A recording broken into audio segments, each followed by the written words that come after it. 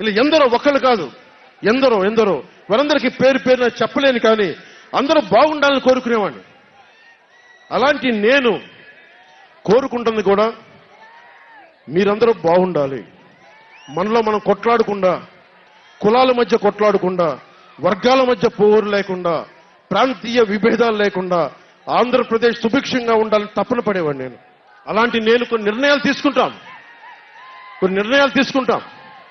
ఆ నిర్ణయాలు ఎలాంటివి?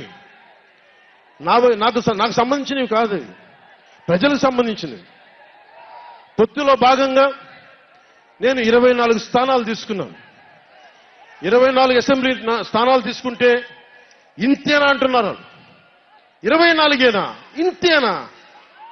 మనోళ్ళు కాదు, అవతలి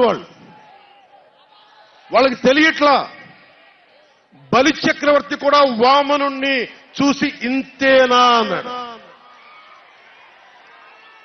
బలి చక్రవర్తి కూడా వామనుణ్ణి చూసి ఇంతేనా అన్నాడు. నెత్తి మీద కాలు పెట్టి బలి చక్రవర్తిని అధాపాతాళానికి తొక్కుతున్నప్పుడు తెలిసింది ఎంతో అని. ఇంతింతై వటుడింతై నభో వీధిపై నంతై తోయిద మండలాగ్రమణకంతై వామనవతారాన్ని చూపిస్తుంది జనసేన. జగన్ గుర్తుపెట్టుకో, అధాపాతాళానికి తొక్కకపోతే నా పేరు పవన్ కళ్యాణే కాదు, నా పార్టీ జనసేనే కాదు, మర్చిపోకో.